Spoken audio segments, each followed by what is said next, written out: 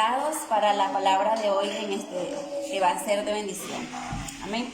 Le recordamos la Santa Cena y le damos una bienvenida a los pastores, muchachos.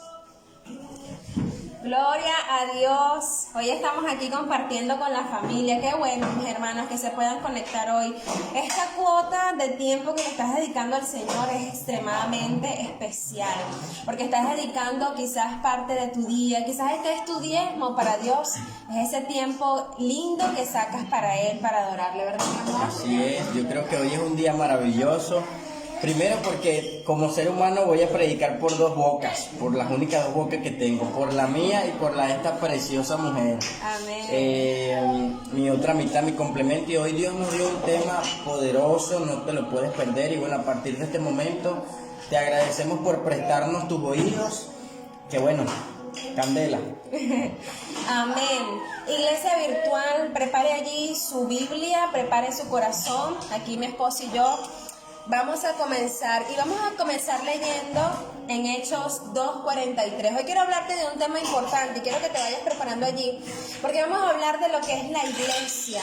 En la iglesia no solamente están los cristianos, también está el hombre natural, está el hombre carnal, está el hombre espiritual. Hoy vamos a desarrollar estos temas y vamos a hablar un poquito de lo que es la iglesia primitiva, la iglesia de hoy, y cuáles son los componentes de ella y qué quiere Dios y qué ha logrado Dios a través de este tiempo de cuarentena.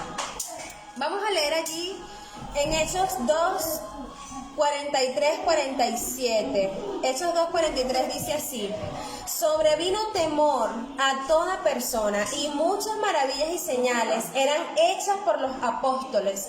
Todos los que habían creído estaban juntos y tenían en común todas las cosas, y vendían sus propiedades y sus bienes y lo repartían a todos según la necesidad de cada uno, y perseverando unánimes cada día en el templo y partiendo el pan en las casas, comían juntos con alegría y sencillez de corazón, alabando a Dios y teniendo favor con todo el pueblo. Y el Señor añadía cada día a la iglesia a los que habían de ser salvos. Escúchame bien, la iglesia se conforma debido a que cuando el Señor se despide de los discípulos, ahí están nuestros hijos y nuestros sobrinitos bellos, cuando el Señor se despide de sus discípulos, Él les dice: les tengo una promesa, no los voy a dejar solos, voy a enviar al Consolador, al Espíritu Santo con ustedes. Ellos no sabían cuáles eran los pasos siguientes, lo único que sabían es que el Espíritu Santo iba a descender sobre ellos.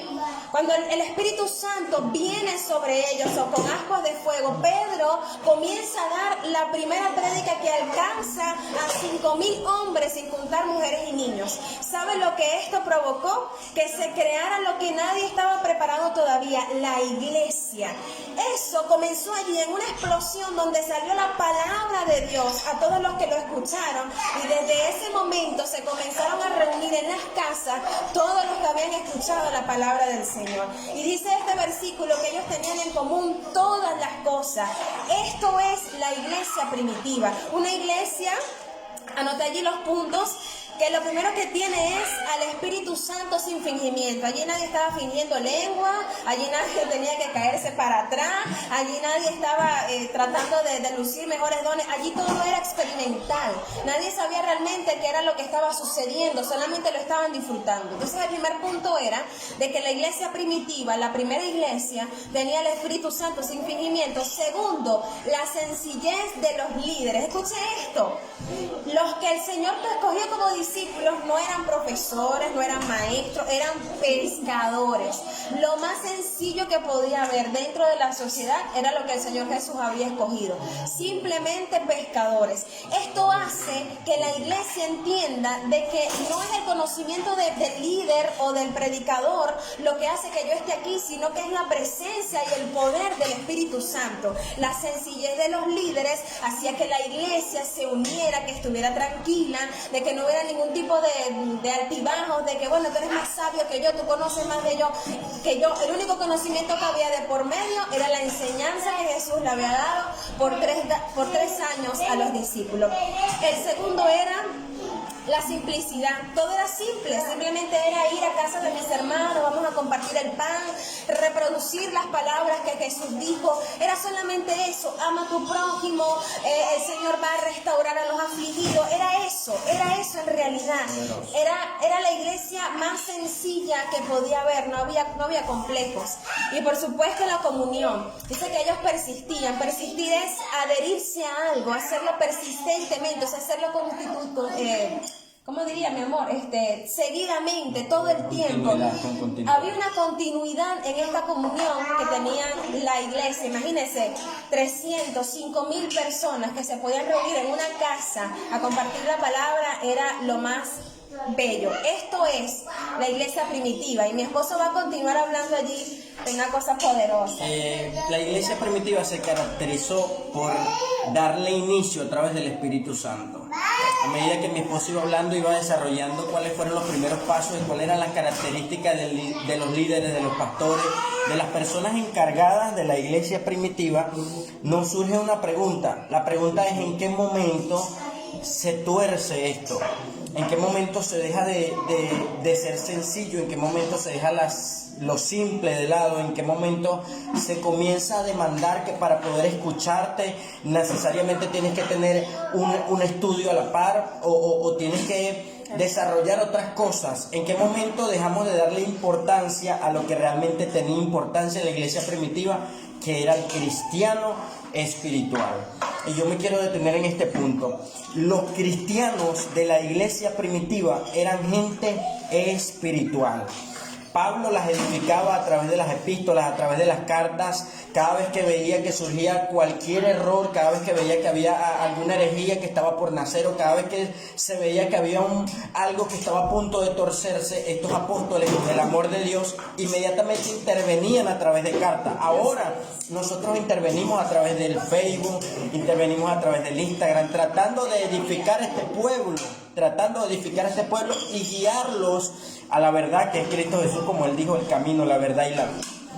Pero en el camino, en el transcurso, comenzaron a ocurrir situaciones que hacen que nos hagamos la pregunta: ¿por qué muchas veces nuestras congregaciones no son iguales a la iglesia primitiva?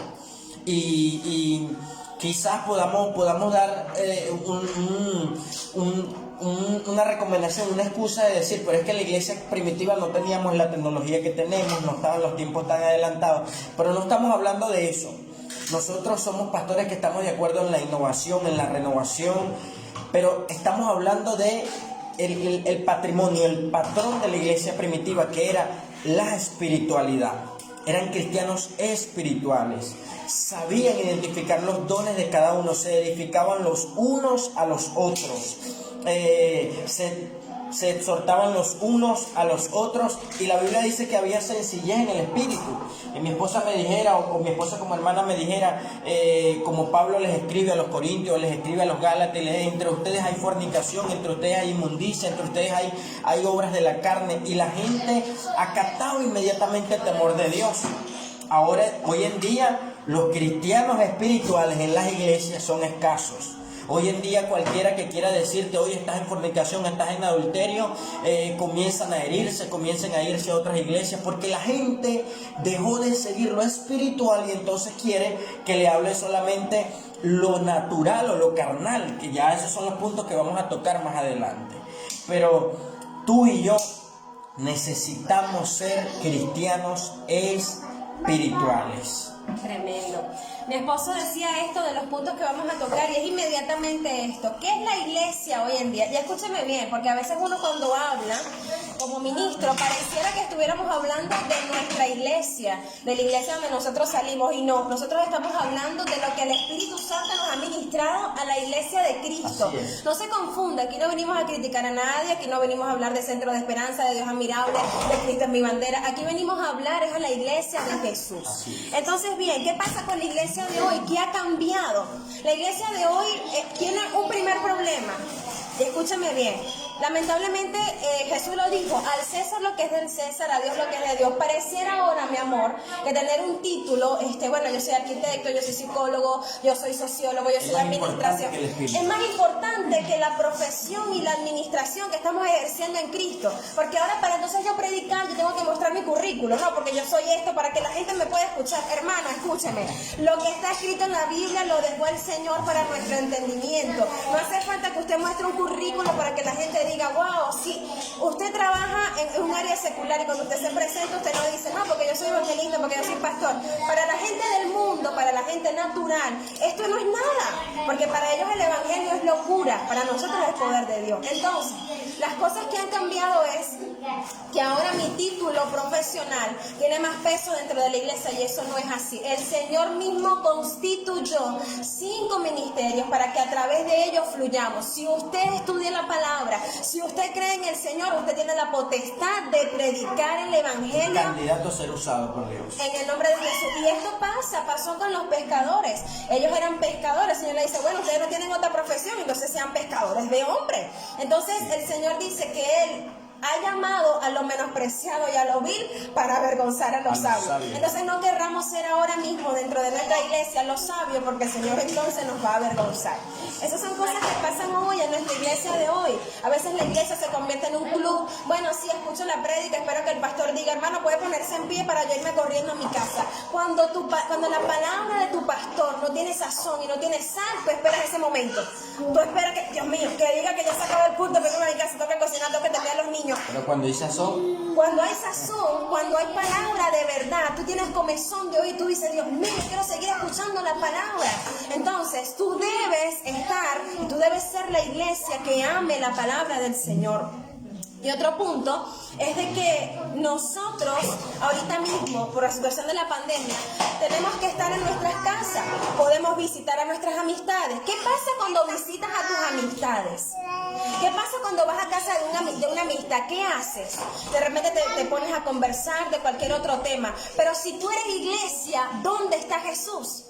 No sé si me hago entender. Si tú eres la iglesia, no tienes que esperar un templo, no tienes que esperar una alabanza. Donde quiera que tú estás, tú comienzas a decir, wow, qué maravillosa obra ha hecho Dios en mi vida. Yo ahorita mismo estoy en casa de mi amada cuñada y puedes tener por seguro que antes que se acabe la noche, esto se va a convertir en una tertulia hablando del Espíritu Santo y de la obra redentora de Jesús, porque eso es lo que Dios quiere para nuestras vidas. Entonces, ¿qué pasa con la iglesia de hoy en día? Que vamos a la iglesia, nos ponemos a la iglesia, no, vamos a las casas, siendo nosotros la iglesia, entonces no hay un tema de conversación de Cristo.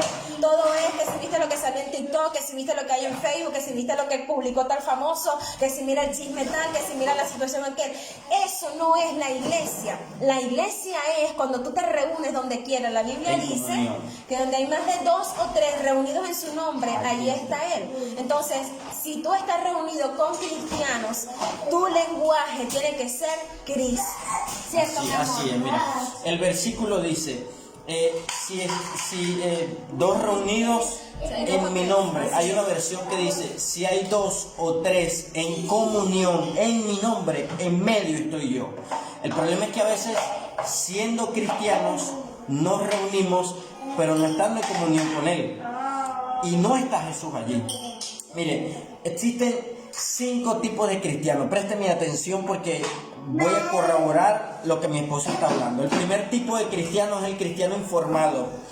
El cristiano informado es ese tipo como Nicodemo, como el joven rico, que se acercó a Jesús y le dijo, mira, yo obedezco toda la ley. Nicodemo era un maestro de la ley. Nicodemo era un hombre estudiado, un hombre preparado. El hombre conocía toda la ley, todos los profetas. Se le acerca a Jesús y le dijo, mira, se me parecen algunos, que tú conversas con ellos y yo puedo hablar contigo de la Biblia. Me dicen, sabes, yo me congregué durante 10 años, yo te conozco la Biblia, yo fui a tal seminario, yo hice esto, yo hice lo otro. Son los cristianos informados. Son los cristianos solamente como Nicodemo, como el joven rico que habló con Jesús y le dijo, mira, yo cumplo todo, ¿qué es lo que me falta, pues? Y Jesús le dijo, bueno, como tú cumples todo, para ser perfecto, vende todo lo que tienes y dáselo a los pobres. Era gente informada nada más. Los cristianos informados por lo general se sienten cerca de Dios por el conocimiento que tienen. Por Pero el señores, activismo. claro, pero señores, el reino de los cielos no es conocimiento, no es letra. El reino de los cielos es espíritu y poder de Dios, según Pablo. Entonces, ¿qué pasa con la gente? A mí me gusta la teología, me gusta el estudio bíblico, me apasiona conocer las escrituras, pero son teólogos o maestros muy diferentes a los bíblicos, porque los bíblicos te explicaban lo majestuoso que era el rapto, lo majestuoso que era el apocalipsis, lo majestuoso que eran los principios, la doctrina, pero terminando había poder manifestado. Ahora tenemos un poco de gente que predica, enseña, habla y a la hora de echar un demonio salen como los hombres de Hechos, corriendo desnudos. A la hora de orar por los enfermos, que se haga tu voluntad, Dios, ya no hay autoridad para sanar a los enfermos. A la hora de predicarle a las almas, ya no predican a las almas. Durante mucho tiempo en esta iglesia donde nacimos, donde fuimos formados, muchísima gente, porque como toda iglesia, gente entra y sale, gente entra y sale. Gente que llegaba aluciendo que era mejor que mi pastor, que predicaba mejor que mi pastor, sí, pero es que mi pastor quizás no predique como tú predicas, pero es un hombre que cuando le monta la mano a un enfermo, yo lo he visto que sana. Es un hombre que cuando da una orden a un demonio, el demonio huye. Es un hombre que cada vez que suelta una palabra, la palabra no queda en el aire, toca y transforma. Tremendo. Porque no es un cristiano informado, es un cristiano lleno de la verdad y del poder de Dios. Entonces estamos en una época de la iglesia de hoy, como lo explicaba mi esposa, en donde los cristianos quieren ser informados nada más. Yo sé, yo conozco, yo fui danzor, yo fui maestro, yo fui... pudiste ser lo que tú lo que Dios te permitió que fueras en tu tiempo. Pero si en estos tiempos estás viviendo sin la presencia de Dios, eres un cristiano informado nada más. El segundo tipo de cristiano es peor que el primero. El segundo tipo de cristiano es el cristiano desinformado. El que cree en Dios, pero desconoce, no sabe qué es capaz Dios de hacer. Ignora por completo y todo se lo achaca a la fe. Entonces tenemos un poco de gente metida en nuestras iglesias en donde, pastor, vamos a agarrar local, pastor, vamos, hay que hacer esto, hay que hacer lo otro. Ignoran la parte del conocimiento, menosprecian el conocimiento. Y la Biblia dice que en un momento Jesús se sentó con sus discípulos y estaba enseñando. Y la Biblia dice textualmente, y el poder para sanar estaba en él. Pero en ese momento él no estaba sanando, el poder estaba en él para sanar, pero él no estaba sanando, porque Jesús entendía que debía enseñar. Poderoso. Debía enseñar, porque la gente tiene que aprender. Discernimiento es conocer lo bueno y lo malo, tener el conocimiento de qué es bueno y qué es malo. No puedes discernir si no tienes el conocimiento de qué es bueno y qué es malo. La sabiduría guía ese conocimiento a que lo apliques en la manera correcta, y la inteligencia a que no apliques ni más ni menos, sino lo adecuado, lo correcto. Entonces tenemos que ser cristianos no desinformados, no informados, cristianos capaces en el poder de Dios. Después viene el tercer tipo de cristianos, y estos son uno de los que más me gustan, mi amor. Suéltalo. Porque son los cristianos reformados. Y esto se ve comúnmente. Nosotros somos y nos consideramos pues pastores de jóvenes. Somos jóvenes todavía. Y esta es una autocrítica a nosotros, a los jóvenes, porque nosotros queremos reformar todo. Si nuestros padres venían predicando de una manera, nosotros decimos, no, pero es que hay que meterle luces al culto de jóvenes, no, pero es que hay que meterle más obras de teatro. Reformamos todo, somos reformadores. Reformar no es nada más que alterar lo que ya estaba hecho. No traen renuevo, no traen nada sino reformar. No, a la gente lo que le gusta es la música de boom, boom, boom, boom. A la gente lo que le gusta es que tiren confeti a la mitad.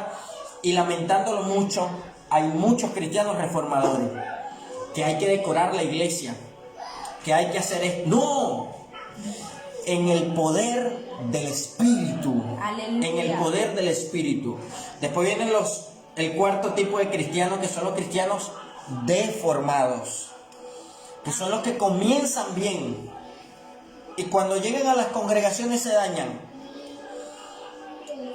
Yo nací en una congregación en donde ni me puedo dar el lujo ni me permití que se me dañara, porque hay líderes que viven en información, en deformación, y que empiezan a torcer los caminos de Dios.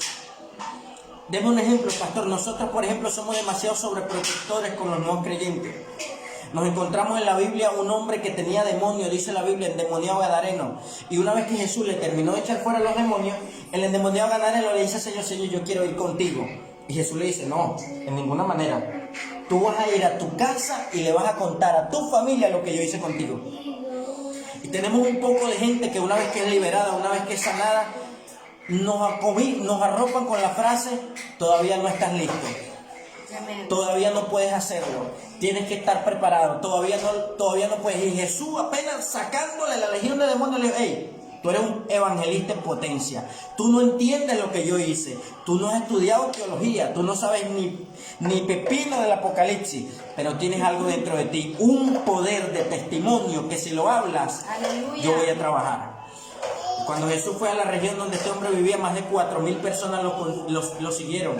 Dime si no tiene influencia el testimonio que tú y yo podamos tener. Así que esta es parte de la iglesia de hoy. Mira, mi amor, eso está tan tremendo que este versículo, y anótalo por allí, Jeremías 6:16 dice: paraos en los caminos y mirad y preguntad por las sendas antiguas, cuál sea el buen camino, y andad por él, y hallaréis descanso para vuestra alma. Mira, mi hermano, estamos en un mundo donde hay mucho activismo. Mientras más actividades hago, mientras más voy a la iglesia a hacer cosas y paso mi día en la iglesia y participo. No, yo estoy con el Señor, escúchame bien.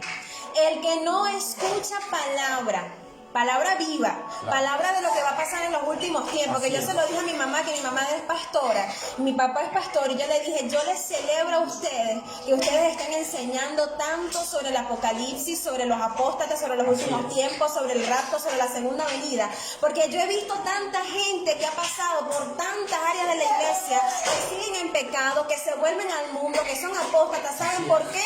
Solo porque les ha faltado la palabra de verdad. La palabra de verdad es una semilla que cuando la tienes dentro, tú no la puedes parar el crecimiento. Ella crece, no puede ser robada. Ella está metida en el campo. Pues quizás ahorita tú mismo dices: bueno, yo estoy apartado. Pero si tú has escuchado la palabra de verdad, esa semilla la tienes dentro y nadie te la puede robar.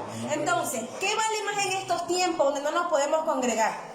Estar en activismo en mi iglesia, participar, estar en todos los compartires, ir a todos los ensayos, o saber de la palabra, de lo que va a suceder, de lo que está pasando, y poder compartirlo. Por mucho tiempo los ensayos fueron prioridad, por mucho tiempo el compartir fue prioridad.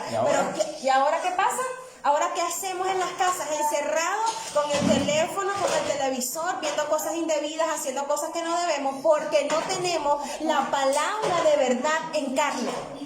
Eso es lo que pasa, pero la esperanza de Dios es que todavía, aun cuando estemos en camino torcido, dice la palabra, vuelvan a las sendas antiguas. Siempre se nos ha predicado que el arrepentimiento es que yo estoy por un camino y yo me retorno y digo: voy a regresar a donde está la palabra de verdad. Entonces, ¿qué te digo con esto, iglesia de hoy? Que vuelvas a las sendas antiguas. No puede pasar que vayas a un lugar, a la casa de un familiar, a la casa de un amigo, sin que te vayas sin predicar la palabra de Cristo.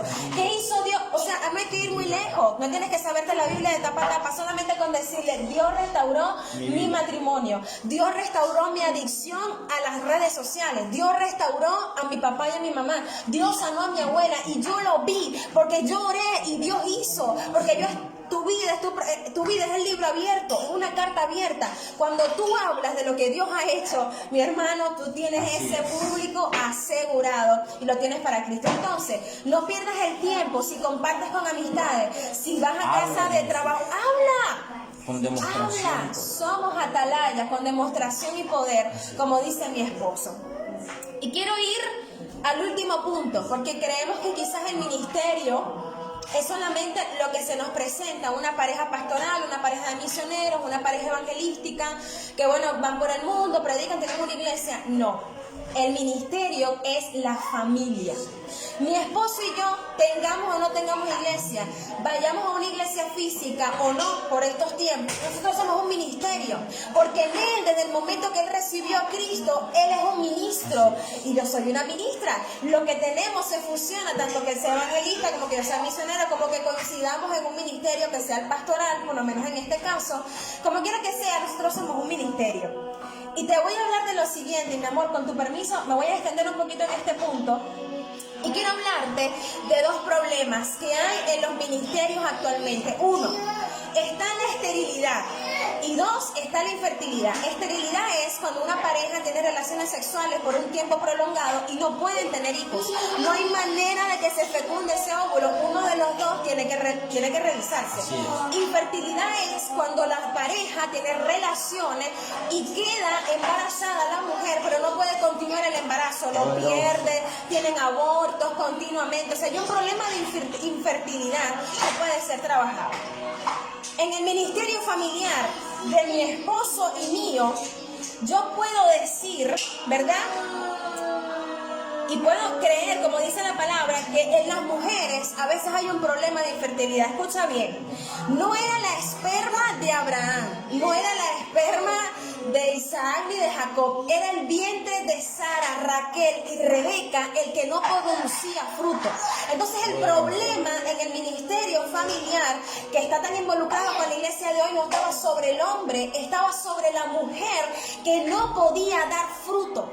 Era una mujer que tenía el deseo, que quería fructificar, quería tener familia, pero no pudo. Dice la palabra que Sara con 99 años, 99, 90, no había podido tener ni un solo hijo. ¿Y qué pasó cuando llegó la palabra de Dios al hombre? Ella se rió. Es como que si, yo sé qué ha pasado, es como que si alguien le diga, tu esposo tiene un ministerio, Dios lo va a usar con poder, y yo diga, él, pero la viste en la casa, ese hombre es un ogro, ese hombre no sabe para nada, él que no sé qué. Dios tiene la promesa, Dios lo va a hacer. Ahora, ¿dónde está la infertilidad y la esterilidad? En el vientre de la mujer, que no tiene la posibilidad de creer que Dios lo va a hacer. ¿Dónde estuvo el problema? En Raquel y en Rebeca, en la misma causa. Cada vez que Dios deposita sobre el hombre un poder especial para desatar bendiciones, para tener hijos espirituales, quizás hay una mujer en casa que hoy mismo no está dando fruto. Y mujer, es nuestro momento de revisarnos, porque juntos somos el equipo de Dios, somos un ministerio.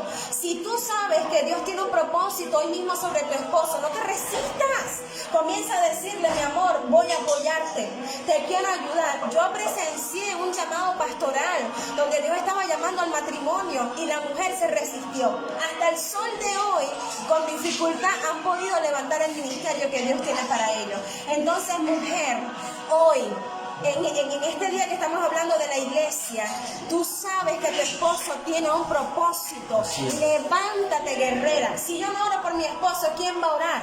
Si yo no oro por mis hijos, ¿quién va a orar? Eso no es la responsabilidad del pastor, no es la responsabilidad de mi mamá, es mi responsabilidad orar. Ahora voy con el hombre. Escuche esto.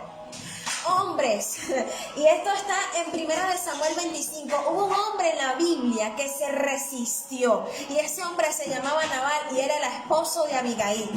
Abigail era una mujer temerosa de Dios, y dice la palabra que el rey David le pidió a Nabal que le diera por favor comida, y él le dijo, ¿quién soy yo para alimentar a esos hombres? Puede ser un hombre que diga, yo no voy más para esa iglesia porque el pastor es un ladrón, yo no voy más para esa iglesia porque el pastor se cree la gran cosa, míralo con su traje, con su carro, que se lo trabajó, no se lo trabajó, eso lo decidirá Dios y lo juzgará Dios, ¿verdad?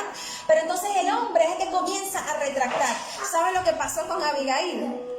El rey, cuando ya su esposo había fallecido porque lo mataron, el rey mandó a buscar a Abigail y la puso en un lugar de honra como una de sus esposas. Hombre de Dios, si sobre tu mujer hay un ministerio, y siento la presencia de Dios porque yo sé que las mujeres por lo general, que retienen a las mujeres. y ya mi esposo le va a dar duro porque saben que él para ministrar es tremendo, pero sabes que si en tu mujer hay un ministerio y está allí latente ese deseo, no seas un Nabal, no te opongas a la bendición de Dios, no te resistas resista, más bien dígale: mi amor, enséñame, si no puedo, ayúdame, si me ves que estoy flaqueando, aconséjame, pero nunca retengas el ministerio que Dios ha colocado, hombre, sobre esa mujer, porque el ministerio es la familia y Dios quiere usar tu familia para bendecir a la iglesia de hoy, la iglesia de los últimos tiempos. Yo le diría a las mujeres: no te rías de la palabra que está sobre tu esposo. Su condición actual no determinará el futuro en Dios que él tiene. Tremendo. Sara se rió por lo que Dios le dijo a Abraham que iba a hacer con él. Y quizás Sara dijo: pero es que me tengo que reír porque no solamente él es viejo, yo también soy viejita. No te rías de la situación actual de tu esposo. Esta mañana mi esposa me hizo una pregunta. Me dijo: Bray, ¿no te ha pasado por la mente a veces que te has imaginado que en algún momento alguien quiso estar contigo, pero como tú no eras lo que ella esperaba de ti en ese momento, te desechó? Ahora que te ves como eres, con el cambio que Dios ha hecho, ¿no crees que esa gente te viera y dentro de sí se arrepintiera y diría: wow, estuviera yo en esa posición? Y después yo le hice la misma pregunta a ella: ¿no te pasa que...? Y la realidad es que no podemos subestimar a un Espíritu Santo. El quinto cristiano es el cristiano renacido. Es el cristiano renacido. Y aquí me quiero detener a hablarle a los hombres y a las mujeres. No se trata de conocimiento, porque hay mujeres que dentro de sus casas le dicen a sus esposos: lo que pasa es que tú no eres tan espiritual como yo soy más espiritual que tú. Y he hablado con hombres que ellos me dicen que mi esposa es más espiritual que yo, pero escucha, el hecho de que ella te diga que es más espiritual no quiere decir que sea más espiritual. Ella está hablando de una condición actual. Ella puede tener la espiritualidad, pero tú tienes la autoridad. Y tienes que hacer hecho de tu autoridad para que ambos se beneficien del depósito que Dios ha puesto en tu corazón y en tu vida. Imagínense ahora, como lo estábamos hablando al principio, un Nicodemo que se estudiaba toda la ley. Y que cuando Jesús le preguntó, Jesús en manera sarcástica, me gusta, Jesús le dice: ¿y tú eres maestro de la ley? ¿No sabes, Nicodemo? ¿No sabes cómo se nace de nuevo? Porque el hombre estaba pensando: ¿cómo yo con este tamaño me le vuelvo a meter en el vientre a mi mamá? Porque sabes que lo sabio del mundo, Dios lo tiene por necio. Sin embargo, mira este contexto: a un pescador que ni siquiera sabía quién era el Mesías, nunca había leído la ley, Jesús le pregunta: ¿usted quién dice que soy yo? Un vil pescador que no abría la Biblia suelta aquella palabra y le dice: tú eres el Mesías, el Hijo del Dios vivo. Y Jesús dice: hey, ya va. Eso que tú estás diciendo no te lo reveló ni carne ni sangre. ¿Sabes por qué? Porque de lo más vil y lo más menospreciado, de allí escoge Dios para avergonzar a los sabios. De los que dicen: a mí me es difícil ser cristiano, a mí me es difícil seguir a Jesús. Eres un candidato a ser usado por Dios. De los que dicen: ¿sabes qué? A mí me es difícil orar, a mí me es difícil mantener una relación, a mí me es difícil ser íntegro, sea hombre o sea mujer, sea hombre o sea mujer. Y yo puedo sentir como hay mujeres que están remolcando el ministerio familiar solas. A ti, varón, te digo: no te retengas o serás quitado. No te retengas. Hay mujeres que todos los domingos se levantan diciéndole: mi amor, vamos a la iglesia. Mi amor, conéctate con los pastores. ¿A qué hora es el culto? Y son ellas las que llevan el remolque del peso en la familia. ¿Sabes por qué? Porque en la mujer hay una sensibilidad espiritual que ella conoce, que si no actúa a tiempo, pagarán las consecuencias a los hijos, pagarán las consecuencias a los nietos. Porque si no, la Biblia no dijera: enséñale para que cuando crezca no se aparte. Eso quiere decir que cuando no se enseña de pequeño, lo más probable es que cuando crezca estén apartados de Dios. Y lo que Dios quiere es que seamos una familia íntegra en Dios. Amén. Íntegra en Dios. Así es, equipo. Hoy en día la gente se ofende por el evangelio, pero este es el evangelio real. Este es el evangelio, el de la integridad. Este es el evangelio, el que no te deja pecar tranquilo. Este es el evangelio, el que constantemente te está redarguyendo. Hay gente que después nos llama y nos dice: pastor, usted dijo tal cosa, nos hirió. Bueno, si te herimos, déjame decirte algo. Si te herimos, no hicimos el trabajo bien, porque el trabajo era matarte. Si quedaste herido con lo que estamos diciendo, no fuimos usados como Dios nos dijo que nos iba a usar, porque el trabajo era acabar contigo, acabar con esa carne que no te deja avanzar. Hoy debes ser un cristiano renacido, hoy debes ser un hombre que te levante, sin currículo. No tienes que tener 20 años para poder llenarte el pecho y decir: yo tengo 20 años siendo ministro, yo tengo 15 años ministrando, lo que voy a decir es de Dios. No, si te acercas en humildad, antes de que hable, los milagros empezarán a suceder. A mí me gusta hablar de demoniología, me encanta, manejo el tema, pero yo no cambiaría ninguna de las experiencias de esos endemoniados que cuando me encontraban en la calle me decían: otra vez tú aquí, Brainer. O esas personas, o esos endemoniados que cada vez que yo pisaba un púlpito se empezaban a manifestar. Si tú me preguntas a mí qué prefiero, yo te diría esos escenarios. No sabemos si Nicodemo volvió a nacer o no al final, pero sé de algo: Pedro sanaba con la sombra. No sabemos si el joven rico se arrepintió o no, pero sé algo: Pedro y Juan, sin tener dinero, se encontraron a uno tirado en el puente de la Hermosa y le dijeron: mira, ¿sabes qué? Yo no tengo lo del joven rico, olvídate de eso. Yo no tengo ni plata ni oro, pero lo que tengo te doy. En el nombre de Jesús, levántate, toma tu lecho y anda. Amén. Quizás estás esperando una pastora o un pastor que te llame y te diga: te vamos a transferir 500 euros. Quizás estás esperando un pastor y una pastora que te están diciendo: te vamos a regalar una casa, te vamos a apoyar. Te vamos a decir algo: no tenemos ni plata ni oro, pero lo que tengo te doy en esta noche. Levántate, toma tu lecho y anda. Amén. Yo estoy aquí ministrando a gente que tiene ministerios poderosos en la tierra. Sí. Poderosos en la tierra. Yo predico todos los días en mi trabajo. No hay un día, y es un pacto que tengo con mi Señor. Y voy a aprovechar de hablar de un hombre que trabaja conmigo, que me atrevería a decir que tiene un llamado muchísimo más grande que el que tengo yo. Porque tú hablas con él y lo único que te dice es: varón, es que a mí me es difícil. Y yo digo: este es candidato a que Dios lo use. Porque alguien que se salta y dice: no, pero es que yo sí soy cristiano, yo sí soy santo, yo sí soy... No. De lo vil y lo menospreciado escoge Dios para avergonzar a los sabios. ¿Sabes cuáles fueron los primeros evangelistas? No se parecían a los evangelistas de ahora. Que hay que hospedarlos en hotel, que hay que darle una ofrenda de $1000. Los evangelistas de la iglesia primitiva era un endemoniado gadareno que se rompía las piedras en la cabeza y que después salió a hablarle a su familia de lo que decía. Yo me imagino a esa gente predicándole a los que se creen que sabían de más. Porque la gente que lo argumenta todo dice: ajá, pero ya va, yo no puedo creer, porque Jesús sanó un ciego. Imagínense ese ciego predicándole ahora. Y que la gente: ajá, pero no, ¿cómo es posible? Si tú eras ciego de nacimiento, ¿cómo es que ahora ves? No sé. Lo único que yo sé es que era ciego y ahora veo.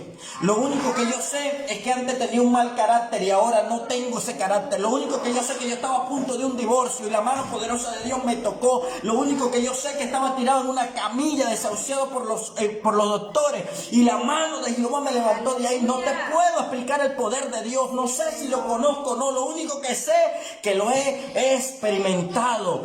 He tocado el poder de Dios. El poder de Dios ha tocado a mi vida. Aleluya. Y quiero cerrar con esto: el poder de Dios llega, la presencia de Dios llega a nuestras vidas cuando tenemos un contacto de frente con Dios. No hubo un apóstol más grande que el apóstol Pablo. ¿Cuál es el secreto de que Jesús camine con 12 hombres? Carne con carne, caminaron con Jesús. Los enseñó. Les habló el sermón del monte.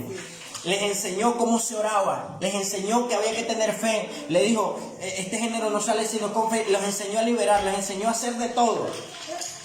Y la Biblia dice que no hay un apóstol que haya tenido mejores obras que la del apóstol Pablo. La pregunta al $1.000.000 es ¿por qué, si los discípulos que vieron a Jesús cara a cara, por qué no tuvieron ese poder tan terrible como lo tenía el apóstol Pablo?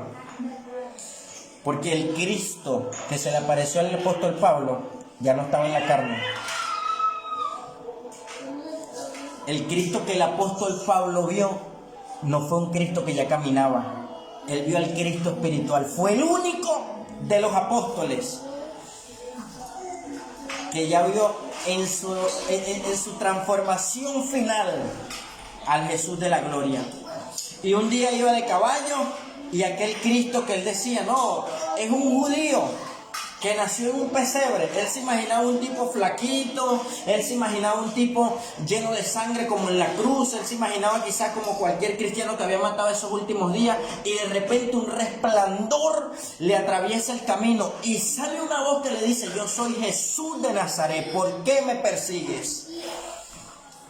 Un ateo le dijo a un cristiano, yo no voy a creer en Dios hasta que lo vea. Y el cristiano le dijo, bueno, ¿tú quieres ver a Dios? Sí, ¿estás preparado para ver a Dios? Yo quiero que tú te quedes viendo el sol por media hora fijo sin pestañear. Y el ateo le dijo, ¿usted cree que yo soy tonto? Quedo ciego si me pongo a ver el sol por media hora. Y el cristiano le dice, no puedes hablar con el secretario y quieres hablar con el jefe. Tremendo. El infierno va a estar lleno de gente que sabe mucho, y el cielo estará lleno de gente que son ignorantes. De todo lo que te he dicho, que no se te olvide esto: en el infierno caerá mucha gente que conoce demasiado, y en el cielo llegará gente que son bastante ignorantes.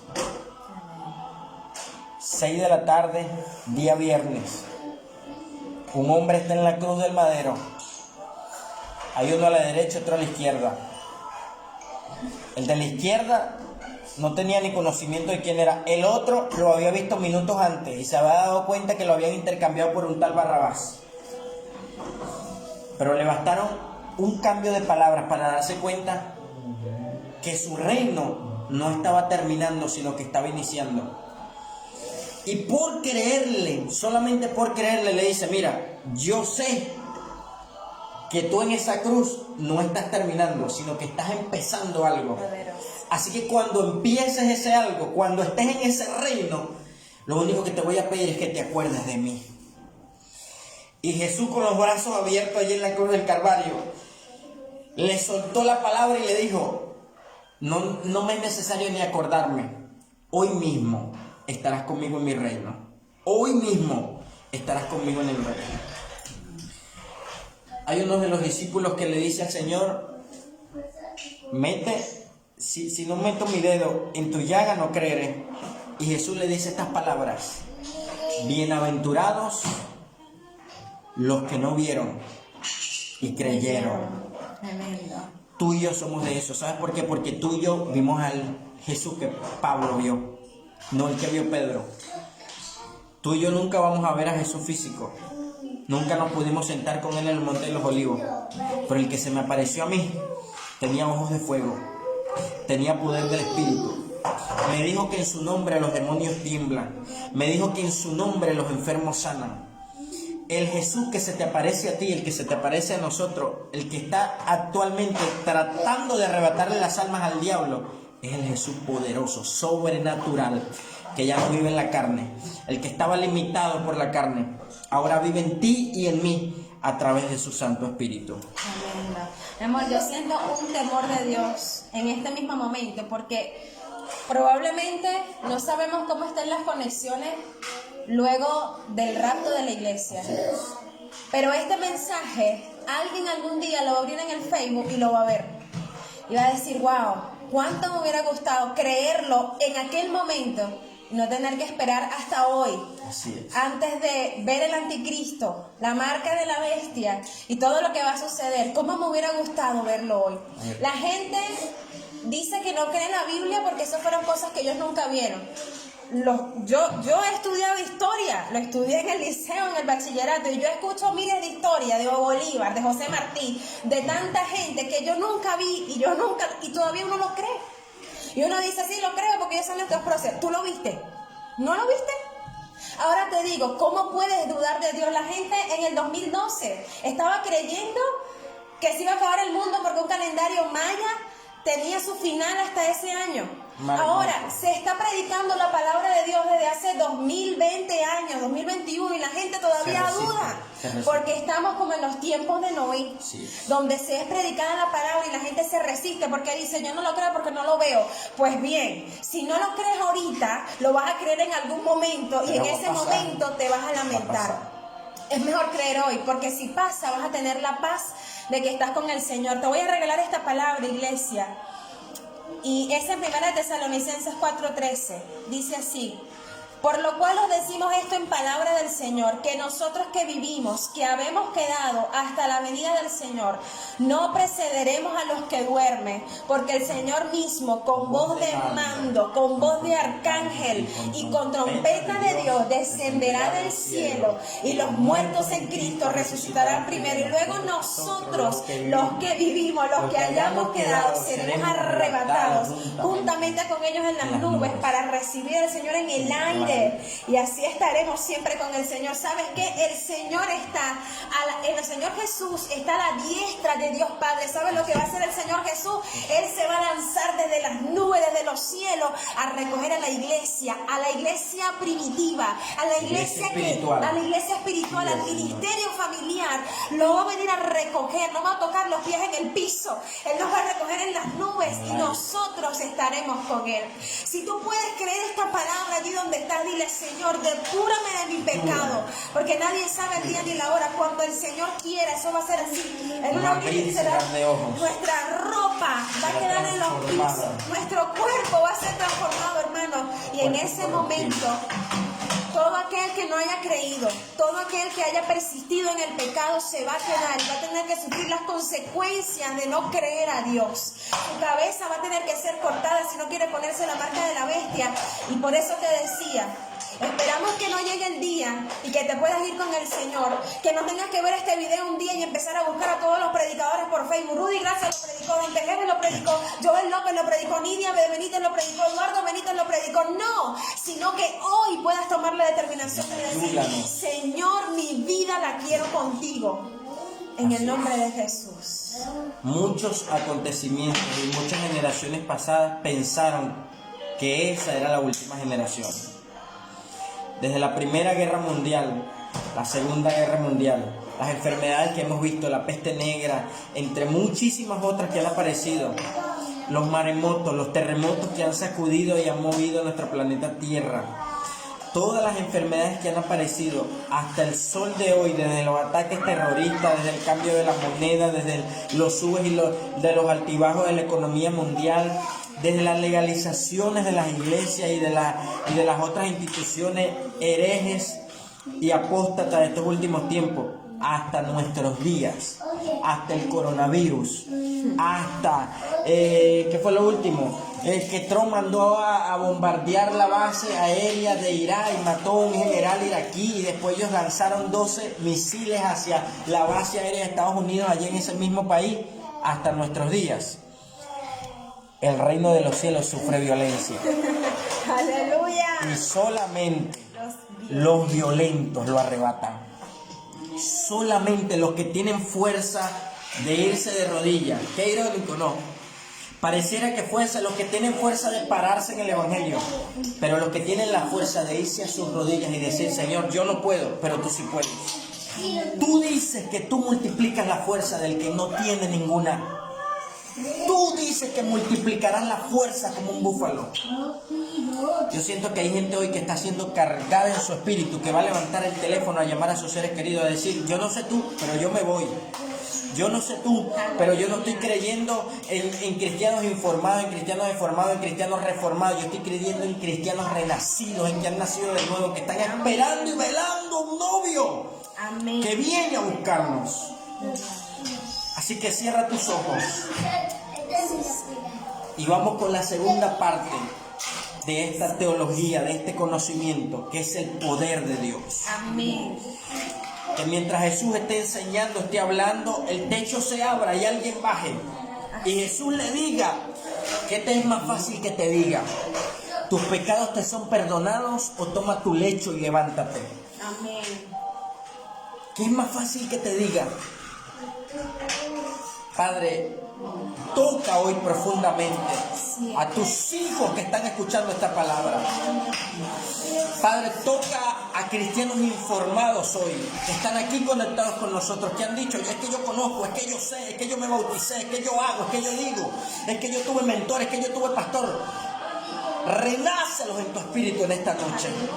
Señor, desde esta hora te rogamos que tu palabra perfore el corazón. No los hieras, mátalos. No hieras, mátalos, Señor. Acaba ese ego, Señor, que tienen. Acaba el orgullo que lo apartó de tu presencia. Acaba, Señor, la apostasía que hay en su corazón. Acaba, Dios mío, en el nombre de Jesús, el rencor. Acaba la apatía. Acaba, Señor, en el nombre poderoso de Jesús, en esta misma noche. Toca. Enviamos saetas hacia España, Señor. Que allí en ese cuarto donde nos está escuchando Yesenia Buitrego, que allí en esa habitación donde estén los esposos Abreu, allí en esa habitación donde está el tío Lázaro, la presencia de Dios nos inunde, la presencia de Dios nos toque. Se lleno Frangel, se llena Geralquis, se lleno Maximiliano, se llena Yesenia con tu hijita. Padre, te pedimos que en Chile puedas levantar ese Clark, puedas levantar ese Wilmer, puedas levantar esa Neymara, el Aymar, el Eliezer, Dios mío, William, que tú los puedas tocar de una manera poderosa y sobrenatural. Señor, que tu presencia, Dios mío, caiga repentinamente como el día de Pentecostés. Y que los dones que estaban dormidos se activen en el poder de tu palabra. Y que los dones que estaban en receso ahora cobren vida. Y que lo congelado se descongele y el fuego de Dios los llene desde la cabeza hasta los pies. Señor, tú estás preparando tu ejército para los últimos tiempos. Tú estás preparando a tu gente para los últimos tiempos. Que tu temor de Dios se meta en su corazón y que puedan decir, ustedes sirvan a los dioses que ustedes les dé la gana, pero mi casa y yo serviremos a Jehová. Amén. Aleluya. Señor, que en esta misma noche la fe se multiplique como nunca antes. Amén. Y podamos imponer las manos sobre los enfermos, poner las manos, Señor, con los que están en cama, y veamos manifestado tu poder en el nombre poderoso de Jesús. En el nombre que es sobre todo nombre, nombre precioso, nombre que nos compró con sangre, nombre que dio autoridad, nombre que creyeron que se iba a acabar en la cruz del Calvario y 2020 años todavía sigue vigente. 2020 años dividió la historia, 2020 años sigue sanando, sigue liberando, 2020 años sigue prosperando, sigue levantando, sigue sanando. Yo siempre le digo a la gente, en son de broma, yo le digo, tú tienes que congregarte en la iglesia que Dios me permite pastorar. ¿Sabes por qué? Porque Dios nos mandó a buscar a los pecadores. Y después lo remato con este versículo. La Biblia dice que cuando un pecador se arrepiente, hay fiesta en el cielo, pero contigo haremos una rumba en el cielo.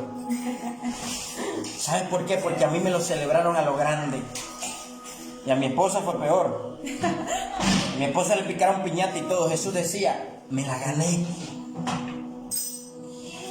Estaba perdida y ahora la encontré. No sé si pudiéramos colocar allí una oración. Invitar a los muchachos que están acá. Hoy estamos visitando, aparte de las ovejitas que tenemos en la iglesia virtual. Por allí vieron a Daibeli dirigiendo el culto, a Kendry entonando una adoración. Quisiéramos reunirnos acá. Si tú estás en compañía viendo esta transmisión con tu esposa, con tu esposo, con tus hijos, tómalo de las manitos. Pasen por acá, muchachos. Kendry, Brian, Sacito, ven, Sacito, tú eres el que vas a cerrar con esta transmisión. Sebastián anda informal. Emanuel. No puedo subir. Quiero cerrar explicando un concepto para que se entienda mejor. La iglesia somos tú y yo. La iglesia somos tú y yo. La congregación es el lugar donde escojamos ir y compartir la fe que nos tenemos.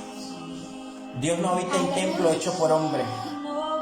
Por eso es que el sistema, los políticos, ay Dios mío, yo no sé si me voy a meter en problemas, los gobernadores, los presidentes con esta pandemia han podido cerrar los templos, han podido cerrar las 4 paredes y la llave que tiene allí el cilindro, pero nunca podrán encerrar a la iglesia. Así es. Porque la iglesia somos tú y yo, y la congregación es el lugar donde tú y yo escojamos estar. Hoy esta es nuestra iglesia, la iglesia virtual. Hoy estamos congregados por una revolución tecnológica que apareció en los 70 y hoy lo llamamos el internet. Esto es iglesia. Esto es la iglesia. Yo bendigo a cada ministro que pertenece a esta iglesia, que pertenece a esta familia, en el nombre de Jesús. Y le rogamos a nuestro Padre Celestial que en estos días los postreros sean primeros, como Él lo dijo. Lo que pareciera que no, cuando Dios lo toca, es. Lo que pareciera que no tiene poder, cuando Dios lo toca, es lo más poderoso. Lo que pareciera que no tiene fuerza, cuando Dios lo toca, es lo más poderoso, es lo más fuerte. Lo que pareciera que está apartado, cuando se acerca, es lo más poderoso que Dios puede usar. Gracias por estar en esta transmisión. Que mi esposa, pueda dar la despedida a este culto. Y nos vemos el próximo domingo en la Santa Cena del Señor. No se te olvide preparar allí un pan y una galleta simbólico para ministrar la Santa Cena, y tu vasito de jugo para simbolizar aquel acontecimiento tan importante que Dios nos pidió. Les amamos en el amor de Cristo. Dios les bendiga, iglesia, y le dejamos esta frase: si Dios te escucha, se resuelve tu problema, pero si tú escuchas a Dios, se te resuelve la vida y va a haber salvación, paz, gozo y vida eterna. Que Dios te bendiga, nos vemos la próxima semana. Dios les bendiga.